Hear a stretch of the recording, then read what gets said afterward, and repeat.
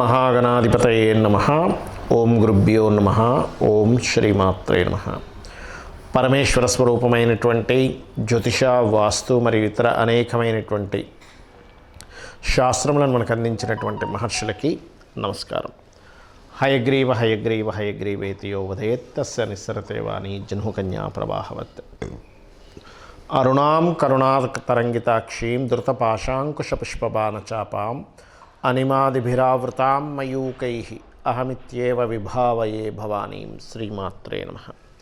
ప్రేక్షకులకి ఆ లలితాంబిక అమ్మవారి యొక్క అనుగ్రహం పరిపూర్ణంగా కలగాలని మనస్ఫూర్తిగా కోరుకుంటూ, ముఖ్యంగా ఏంటంటే ఈరోజు మనం చెప్పుకోబోయేటువంటిది ప్రతి లగ్నానికి, అంటే మనకి 12 రాసులు ఎలా ఉంటాయో 12 లగ్నాలు ఉంటాయి.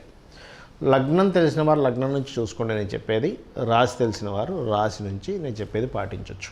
అయితే ఈ వీడియోలో మనీ, ఫైనాన్షియల్గా అంటే ధనపరంగా మీరు అభివృద్ధి కావాలి అంటే మీ లగ్నరీత్యా లేదా మీ రాశిరీత్యా ఎటువంటి విధి విధానాలు పాటించాలి, ఏ దేవత ఆరాధన చేసుకోవాలి, గోవుకి ఏం తినిపించాలి, ఎటువంటి నియమాలు పాటించాలి అనేటువంటిది స్పెసిఫిక్గా ఒక్కొక్క లగ్నం నుంచి వస్తుంది. ఆ రకంగా మనం దీంట్లో కొంతమందికి మరి అందరికీ డేట్ ఆఫ్ బర్త్ ఉండాలని లేదు, టైం ఉండాలని లేదు, నక్షత్రం తెలియాలని లేదు. వాళ్ళు కూడా ఏం చేసుకోవాలో వీడియో ఆఖరిలో చెప్తాను. అదేవిధంగా కొన్ని కండిషన్స్ కూడా ఉంటాయి, అవన్నీ కూడా నేను మీకు చెప్తాను. సో 1 by 1గా మనం తెలుసుకుందాం. ధనుర్లగ్నము, ధనస్సు రాశి. ధనస్సు వారికి ఉన్నటువంటి స్ట్రెంత్ ఏమిటి, భగవంతుడు వీళ్ళకి ఏ యోగాంతో పుట్టించాడు అని చూసుకుంటే వీళ్ళు సహజ గురువులు అంటారు. అంటే సహజంగానే వీళ్ళలో గురుత్వ లక్షణాలు ఉంటాయి. గురుత్వ లక్షణం అంటే ఏమిటంటే టీచింగ్ జాబ్ చేయడమా, ఒక లెక్చరర్ జాబ్ చేయడం అంటే కాదు.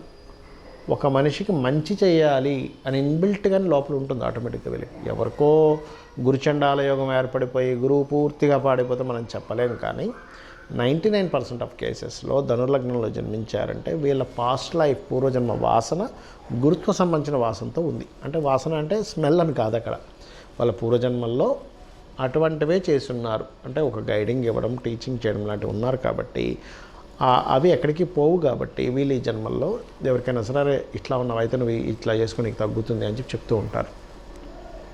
మరి మీకు ఈ యొక్క గురుగ్రహం ఏదైతే ఉందో ఇది స్ట్రెంత్గా ఉంది. అంత చక్కటి సొసైటీలో మంచి గురువుగా చలామణి అవుతారు, మంచి వ్యక్తిగా చలామణి అవుతుంటారు. పాడైపోయాడు, అది మోస్ట్ డేంజరస్. ఏమవుతుంది అంటే లైఫ్లో అప్ అండ్ డౌన్స్ ఇస్తుంది గురువు పాడైనందుకు. అండ్ అదేవిధంగా కొంచెం డీఫేమ్ కూడా అవుతూ ఉంటారు. ఒకవేళ ధనుర్లగ్నంలో జన్మించారు, మీరు ఎక్కువ డీఫేమ్ అవుతున్నారంటే మీరు ఎక్కువగా దుర్గా ఆరాధన ఎక్కువగా చేస్తుండాలి. రైట్. ఇక మనం మనీ మ్యాటర్స్ దగ్గరికి వచ్చినట్లయితే మీకు శని భగవానుడు ధనాధిపతి అవుతాడు.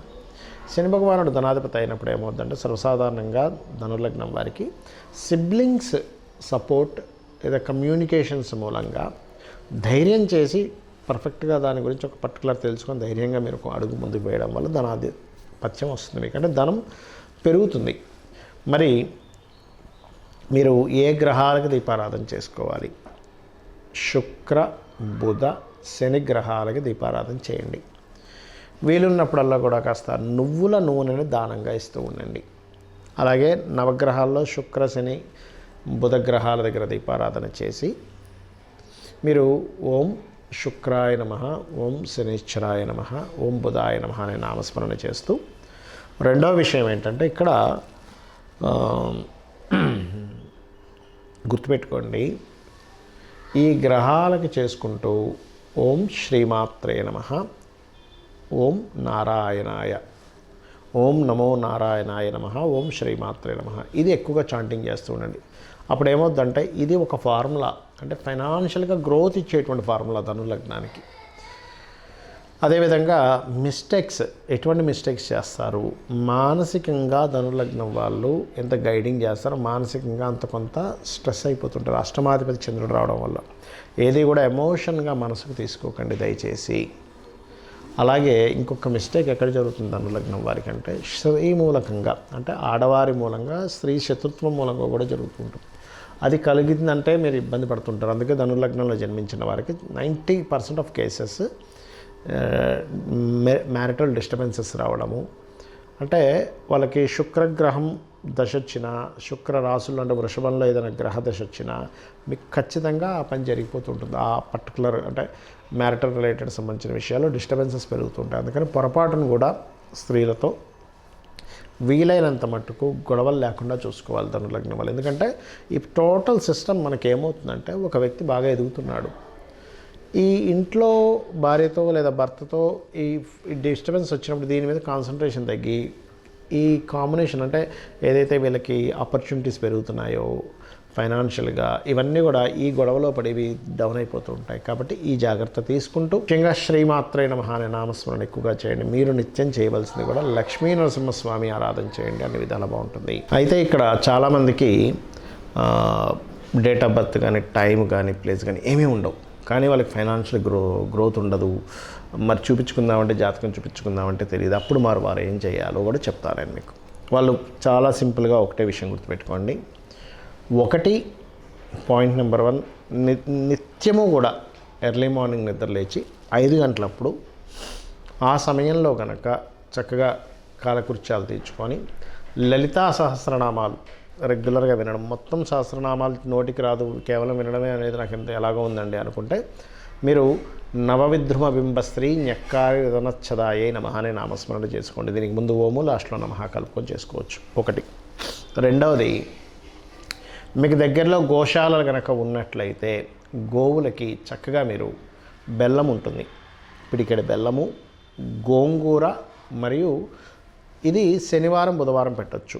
శుక్రవారాలు ప్రత్యేకంగా నూనె వేయకుండా చేసినటువంటి చపాతీలకి తేనె పూసి చిన్న చిన్న ముక్కలుగా చేసి దేశీవాలి గోవుకు తినిపించండి. ఖచ్చితంగా మీకు ఏమవుతుందంటే ఈ ఫైనాన్షియల్ గ్రోత్ అనేటువంటిది మీ జన్మజాతకంలో మీకు ఏ దశ నడుస్తుందా, ఏ లగ్నము, ఏ రాశి ఏమీ తెలియకపోయినా కూడా ఈ రెమెడీ చేయడం ద్వారా మీకు ఖచ్చితంగా ఫైనాన్షియల్ గ్రోత్ ఉంటుంది.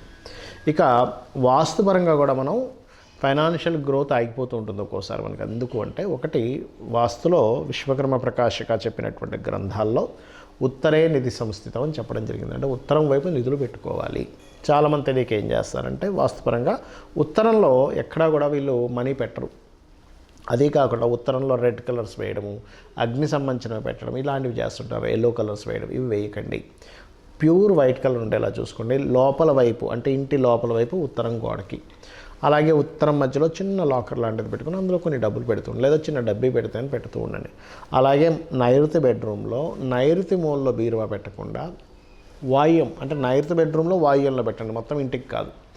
నైరుతి బెడ్రూమ్లో వాయువ్యంలో, అక్కడ మీకు గెయిన్స్ అండ్ ప్రాఫిట్ జోన్ అంటారు. కాబట్టి అక్కడ మీరు ధనం పెట్టడం ద్వారా మీకు గ్రోత్ ఉంటుంది. నైరుతిలో కొంతమంది పెడుతుంటారు, కానీ ఏమవుతుంది, ఎందుకు వద్దు అంటున్నారంటే, ఒక్కొక్కసారి మనకు కనుక టిల్ట్ 345, 350 డిగ్రీస్ ఇటు టిల్ట్ అయిందనుకోండి ఎప్పుడైనా, అప్పుడు ఏమవుద్ది, అది దక్షిణ నైరుతి అయిపోయే ఛాన్స్ ఉండి మీకు వేస్టేజ్ అవుతూ ఉంటాయి డబ్బులు. కాబట్టి వాస్తుపరంగా ఈ జాగ్రత్తలు తీసుకోండి. ఇంట్లో ఫైనాన్స్ ప్రొడ్యూస్ అవ్వడానికి ఆగ్నేయంలో పర్టికులర్గా మొక్కలు ఎక్కువగా పెంచుతూ ఉండండి. గ్రీన్ కలర్ బల్బ్ ఒకటి పెట్టండి. అలాగే స్టవ్ కింద కూడా గ్రీన్ టైల్స్ పెట్టండి. ఇప్పుడు దీనివల్ల ఏమవుతుందంటే బెనిఫిట్స్, అదేవిధంగా కుబేర స్థానాన్ని మీరు చక్కగా క్లియర్గా చేసుకుంటున్నారు, మనీ ప్రొడ్యూస్ అవ్వడానికి ప్లానింగ్ చేసుకుంటున్నారు వాస్తుపరంగా. ఈ జాగ్రత్తలు తీసుకోండి. అలాగే ఇంకొకటి ఏంటంటే, ఎప్పుడైనా గుర్తుపెట్టుకోండి, మీరు మీ సబ్కాన్షియస్ మైండ్ అంటే అమ్మవారు. మీరు ఎప్పుడు కూడా నెగిటివ్ మాట్లాడే వాళ్ళతో ఫ్రెండ్షిప్స్ కానీ, నెగిటివ్గా థింక్ చేసే వాళ్ళతో మాట్లాడడం కానీ అస్సలు చేయకండి. డబ్బులు సంపాదించాలనుకునేవారు, ఎందుకంటే ఎంతసేపు వాళ్ళు ఏం చేస్తారు, ఎవడెవడైతే లాస్ అయ్యారో ప్రపంచంలో, లాభం అనేది ఖచ్చితంగా జరుగుతుంటాయి ప్రతి మనిషికి. కొంతమంది బిజినెస్లు బాగా రాణిస్తారు, కొంతమంది అద్భుతంగా చేస్తూ మరి సడన్ డౌన్ అవుతారు, రకరకాలు జరుగుతూ ఉంటాయి. నెగిటివ్ కాన్సెప్ట్ ఆలోచనలు ఉన్న వాళ్ళు ఏం చేస్తారంటే, ఇక వాళ్ళ సేపు వీళ్ళకి బిజినెస్ లేదు, వాళ్ళకి బిజినెస్ లేదు, మనకు కూడా బిజినెస్ లేదు అంటే ఎంతసేపు నెగటివ్ అని వాళ్ళ మైండ్లో తిప్పుకుంటూ ఉంటారు. అటువంటి సర్కిల్లో మీరు వెళ్ళినట్లయితే మీకు కూడా అదే స్టార్ట్ అవుతుంది. అలా కాకుండా పాజిటివ్ థింకర్స్ ఎప్పుడు మీ చుట్టూ ఉండాలి. మీరు ఎప్పుడు కూడా ఒక పుస్తకం పెట్టుకొని చక్కగా దాంట్లో ఇవాళ నేను నా టాలెంట్, నా స్కిల్స్ ఎంత పెంచుకుంటున్నాను. ఎప్పుడైనా గుర్తుపెట్టుకోండి, ఫైనాన్స్ అనేది దేంతో లింకప్ అయి ఉంటుందంటే మీ స్కిల్స్తో లింకప్ అయి ఉంటుంది. సో స్కిల్స్ పెంచుకునే పని చేయండి. నేను ఇంకా ఏ స్కిల్స్ పెంచుకోవాలి, బికాజ్ ఆఫ్ ప్రతి సొసైటీకి కావాల్సింది ఏంటంటే, నాకు పలానా స్కిల్స్ ఉన్న వ్యక్తిని నేను పెట్టుకుంటాను, నేను ఉద్యోగంలో తీసుకుంటాను అని అనుకుంటూ ఉంటాడు. వాళ్ళని కన్సల్ట్ అవుతాను అనుకుంటూ ఉంటాడు. స్కిల్సే ధనము అనే విషయాన్ని మీరు అర్థం చేసుకోవాలి. స్కిల్స్ లేకపోతే నిర్ధనము. అది ఎటువంటి స్కిల్స్ అయినా, ప్రపంచానికి ఎటువంటి స్కిల్స్ అవసరం, ఇప్పుడు ఏ నీడ్లో ఉంది దాంట్లో ఆలోచించండి. ఇంకొకటి ఏంటంటే, మీరు ఏదైనా ఒక బిజినెస్ చేయాలనుకుంటే పర్టికులర్గా మీ పర్సనల్ చార్ట్లో మీకు ఏ గ్రహం ధనం ఇస్తుంది ఈజ్ మోస్ట్ ఇంపార్టెంట్. ధనాన్ని ఇచ్చే గ్రహం ఎవరు? మీకు యాక్టింగ్ మూలంగా ఉందా, ఫైనాన్స్ మూలంగా ఉందా, ఫుడ్ మూలంగా ఉందా, కమ్యూనికేషన్స్ మూలంగా ఉందా, రియల్ ఎస్టేట్ మూలంగా ఉందా, క్రియేటివ్ మూలంగా ఉందా, లేకపోతే కొంతమంది చూడండి మ్యారేజ్ బ్యూరోస్ పెడుతూ ఉంటారు, లేదా రీసెర్చెస్ చేస్తుంటారు, డయాగ్నోటిక్ సెంటర్స్ ఉంటాయి, schools, colleges, consultancy centres, job consultancy centres, అబ్రాడ్కి పంపించేవి. ఇలాగా 12 భావాలకు సంబంధించి ఉంటుంది. ఆ 12 భావములలో మీకు ధనాన్ని ఇచ్చే గ్రహం ఎవరయ్యారు, ఎవరికి పోర్ట్ఫోలియో వచ్చింది, ఎవరి ద్వారా మీకు డబ్బులు వస్తాయి ఈజ్ మోస్ట్ ఇంపార్టెంట్. ఇది తెలుసుకోండి ముందుగా. చాలామంది మిస్టేక్ ఎక్కడ అవుతారంటే, ఎప్పుడు డబ్బులు వస్తాయి, వేటి ద్వారా డబ్బులు వస్తాయి, ఎప్పుడు డబ్బులు పోయే యోగం ఉందని చాట్లో తెలుసుకొని చేసేవాళ్ళు ప్లానెడ్గా వాళ్ళు సక్సెస్ అవుతారు. అది తెలియని వాళ్ళు ఇబ్బంది పడతారు. సింపుల్. ఎలా అంటే మనం రోడ్డు మీద నడుస్తున్నాము, అక్కడ ఏదో ముళ్ళు ఉంది, అలాగే నడుచుకుంటూ వెళ్ళాము, ముళ్ళు కాలు గుచ్చుకుంటుంది. చూసి పక్క నుంచి వెళ్ళాము, మనకు ముళ్ళు గుచ్చుకోదు, ఇబ్బంది పడము. సేమ్ యాజ్ ఇట్ ఈజ్ కాలం అనే ప్రయాణంలో ఎప్పుడు ఎక్కడ మనకి ధన సంబంధించిన ఇబ్బంది వస్తుంది, ఎక్కడ మనకి గ్రోత్ ఉంటుంది, ఈ పాయింట్ యాస్ట్రాలజికల్గా చాలా స్పష్టంగా ఉంటుంది. ఇది కనుక తెలుసుకోగలిగితే అద్భుతాలు సాధించగలుగుతారు. అలాగే వీలున్నప్పుడల్లా కూడా మీరు గుర్తుపెట్టుకోండి, ఇంట్లో ప్రత్యేకంగా కనీసం 6 నెలలకు ఒకసారైనా, సంవత్సరానికి ఒకసారైనా చిన్న హోమం ఏదైనా చేయించుకుంటూ ఉండండి. ఎందుకంటే ఇంట్లో ఉండే నెగటివ్ ఎనర్జీ ఫామ్ అయ్యేటువంటిది పోతుంది.